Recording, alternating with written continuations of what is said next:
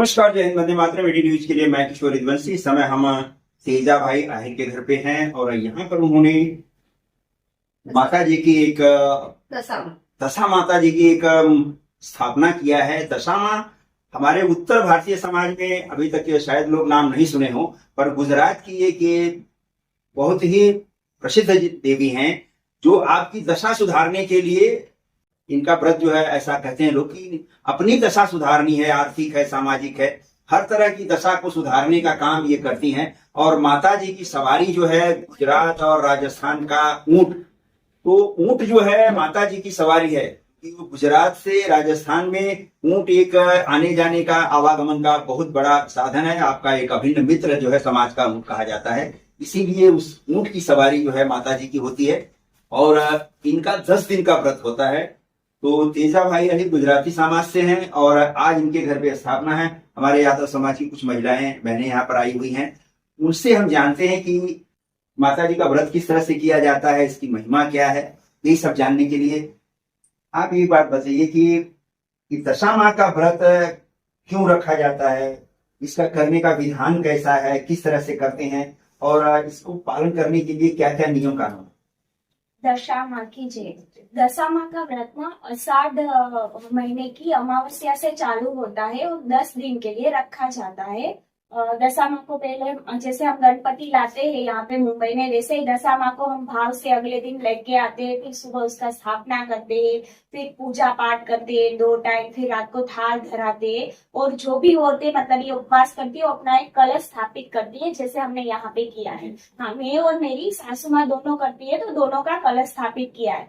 फिर मतलब उसकी पूजा करते हैं। पूजा करने के बाद मतलब शाम के टाइम पे ना एक एक गांठ इसमें से हम छोड़ेंगे, तो 10 दिन में सारी गांठें छूट जाएगी और हमारा उपवास खत्म होगा। जब उपवास पूर्ण होता है तभी मतलब दूसरे दिन ना जब भी सूरज निकलता है, सूरज निकलने से पहले दशा माँ की मूर्ति की हम विसर्जन करते हैं। और तभी ना मतलब हम भोग धराते हैं कि गेहूं, गुड़ और घी का हम लड्डू बनाते हैं और वो प्रसाद में बांटते। ऐसे दशा माँ का व्रत किया जाता है। दशा में लोगों की जो लोग मतलब ये व्रत करते हैं, इसकी कहानी रहती है, कहानी सुनते हैं, उन सबकी दशा ना सुधारती है। दशा मतलब अपनी दशा अच्छी करती है। जिसके भी घर दशा में आती है वो लिखा गया है कि जब भी एक राजा था, राजा रानी बोली कि मैं दशा में करूं, तो राजा बोला कि नहीं, हमें किस चीज की कमी है, हमारे पास धन है, दौलत है, बच्चे है, सब है, तो हमें किस चीज की कमी है, तो तू ये दशा माँ का व्रत करेगी। तो क्या हुआ, रानी के मन में बहुत इच्छा थी, तो फिर राजा ने इसका अपमान किया। फिर राजा का राज्य चला गया, बच्चे चले गए, सब चला गया। फिर जब भी रानी ने दशा माँ का व्रत किया तो फिर दशा माँ उसके सपने में आए और उसने ना रानी का बोला रानी को कि ऐसा ऐसा है, तू दशा माँ का व्रत कर, तेरा सब ठीक हो जाएगा। तो फिर रानी ने व्रत रखा, नकोड़ा उपवास किया। इसमें नकोड़ा उपवास भी करते हैं और एक टाइम खाना भी खाते हैं। जैसे दशा माँ को थाल धराने के बाद एक टाइम खाना भी खाते। तो ये सारी गुजराती सारी औरतें गांव गांव में दशा माँ का व्रत करती। पहले क्या था कि गांव के ना चौराहे पे दशा माँ की मूर्ति स्थापित होती थी और सारी औरतें जो कलश है वो अपने घर पे स्थापित करती थी।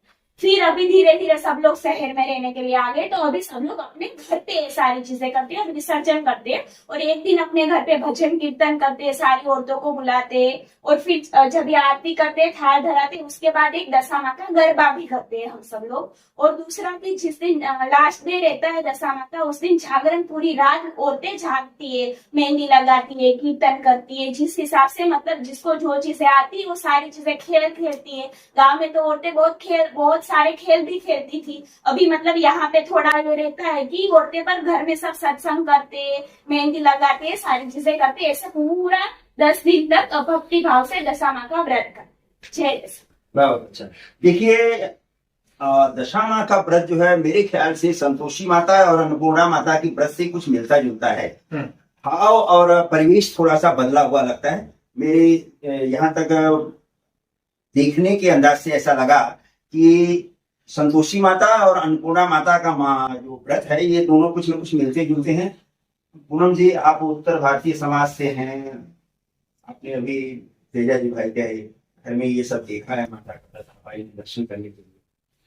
हमारे समाज में जो विघटन है, एक तरह से कहा जाए, मुंडे मुंडे मथे भिन्ना, वो वाली जो कहावत है, आप लोग महिला समाज निकले हैं यादव समाज को संगठित करने के लिए, तो इस तरह के माध्यम से क्या हमारे समाज को एक अच्छे ढंग से संगठित किया जा सकता है? जय दशा माँ। मैं पूनम यादव उत्तर भारत से हूँ। आज मैं तेजा भाई हमारे बड़े भाई हैं, उनके निमंत्रण से मैं वहाँ दर्शन करने आई हूँ। और हमारे यहाँ तो ये प्रथा नहीं है, क्योंकि चैत्र नवरात्र और अश्विन नवरात्र करते हैं। तो हमारी कोशिश ये है कि हमारे अहिर समाज, क्योंकि हम भी अहिर हैं, चाहे वो कहीं के हों, ऑल इंडिया हिंदुस्तान में, तो ये कोशिश रहेगी कि जो भी लोगों में सोच है उसको बदलना, और माँ जगदम्बा की कृपा सबसे हो, तो सब इस चीज को जाने और माँ दशा माँ की सभी पूजा करें, नमन करें। हमें बड़ी खुशी हुई आज हम तेजा भाई के घर पे आए हैं और माँ दशा माँ के चरण में कुछ हमारी भी विनती चल रही है कि हमारे समाज, हमारी जो भी समाज की महिलाएं हैं, उन सब में भी ये प्रेरणा और गौरव प्राप्त हो। तो ये माता के विभिन्न रूप हैं, सृष्टि के कण कण में वो व्याप्त है। उसके इतने रूप हैं कि 108 तो समझिए उसके मंत्रों में ही उसके नामों का उल्लेख है। तो माँ की महिमा ऐसी है कि जैसा जिसका भाव हो, जैसी जिसकी भक्ति है, जैसी जिसकी सोच है, उस रूप में वो उसे पूजा करता है। तो लक्ष्मी बहन जी, आप बताइए कि आपका पूरा परिवार कितने दिनों से ये कर रहा है? करने से आपको क्या कुछ परिवर्तन आपके परिवार में, आपके समाज में क्या परिवर्तन है? परिवर्तन तो बहुत सालों से हम लोग तो पहला दिन उपवास करते थे, अभी स्थापना किया है टाइम, इसलिए ये ज्यादा अपने बोल नहीं पाएगी, तो सामान्य बटे है क्या बोले। चलिए ठीक है, माँ की भक्ति में मतलब उनका उपवास चल रहा है, इसलिए कुछ ज्यादा बोलना नहीं चाहती हैं। पर आप कहीं भी रहिए, यादव समाज को संगठित करने के लिए, उसे जोड़ने के लिए, हमारे मुंबई की, गुजरात की, छत्तीसगढ़ की, उत्तर प्रदेश की, मध्य प्रदेश की, ये सारी जो मातृशक्ति है वो एक बार मुंबई में इकट्ठा होने जा रही है और भगवान श्री कृष्ण का दिया हुआ महाराष्ट्र गरबा का एक बहुत बड़ा आयोजन इसी मुंबई शहर में करने जा रही है। और इस सारे कार्यक्रम के पीछे, ये सारी चीजों के पीछे जो है पूरा मातृशक्ति का जो है हाथ है। और इसमें पुरुष समाज जो है, यादव पुरुष समाज जो है, उनके पीछे से उनका समर्थन कर रहा है, उन्हें हर तरह की मदद और समर्थन मुहैया करा रहा है। पर मातृशक्ति इसमें बढ़ चढ़ करके हिस्सा ले रही है। और आगामी दिसंबर महीने में यादव समाज का बहुत बड़ा महाराष्ट्र यानी गरबा का आयोजन होने जा रहा है। हमारे समाज में राजन भाई जो है एक बहुत सम्मानित व्यक्ति के नाम पे जाने जाते हैं और सेना में अपनी कमांडो के तौर पर सर्विस दे चुके हैं। देश सेवा करने के बाद वो जो है समाज सेवा में उतरे हैं और जैसा कि मैंने बताया, इन्हीं महिला शक्तियों को पीछे से समर्थन देने का काम राजन भाई कर रहे हैं। सर, कैसा लग रहा है आपको दशा माँ का दर्शन करने के बाद? और आप लोगों का जो सपना है यादव समाज को, विभिन्न प्रांतों के यादवों को एक मंच पर लाने का और भगवान श्री कृष्ण का महारास करने का, किस तरह की प्लानिंग चल रही है? मैं दशा माँ के चरणों में अपना मस्तक नमन करता हूँ और मैं एक ही उम्मीद करता हूँ, 27 करोड़ अहीर हैं, जितनी हमारी अहिरानियां हैं, मैं एक मंच पे लाने का कोशिश करूंगा। वो किसी भी प्रांत का हो, सबसे हमारी जब बहनें जन्म से ही रानी रहती और अहिरानी का नाम ही है महारानी के तौर पे मैं मुंबई में देखना चाहता हूँ, जिसमें कि सब प्रांतों के, जैसे तेजा भाई, बाबू भाई, जितने भी हमारे सम्मानित महाराष्ट्र में प्रेजेंट हैं अहीर भाई, सबका मैं स्वागत करता हूं कि ये मौका, जिस प्रकार से 2023 में द्वारका में महारास हुआ था, तो मेरा ये सपना है, सभी सम्मानित अहीरों भाइयों से निवेदन भी है कि हमें अपनी बहनों को मुंबई के धरातल पे, ये पावन धरती शिवाजी की, छत्रपति शिवाजी की धरती है जो अहीरों की है, तो हमें उनके लिए, हम तो जन्म से हमारी बहनें छत्राणियां हैं, वो तो हमेशा एक झांसी की रानी की तरह हमारी बहनें हमेशा तलवार उठाने का काम करती हैं। तो मैं आपके माध्यम से यही बोलूंगा कि मेरा एक ही सपना है, तेजा भाई के घर पे आने का सौभाग्य मुझे बहुत, माँ के चरणों में दर्शन करने का भी सौभाग्य मिला है कि मैं अपनी बहनों के लिए तत्पर, उनका जो सर है गर्व से बोले हम अहिरानी हैं, और उनके आगे बढ़ाने का हम सब पे काम करेंगे। यही मैं आपसे निवेदन चाहता हूँ और हर अहीर समाज से निवेदन करता हूँ, किसी भी प्रांत का हो, वो हमें अपनी बहनों के लिए कदम से कदम आगे मिला करके काम करे।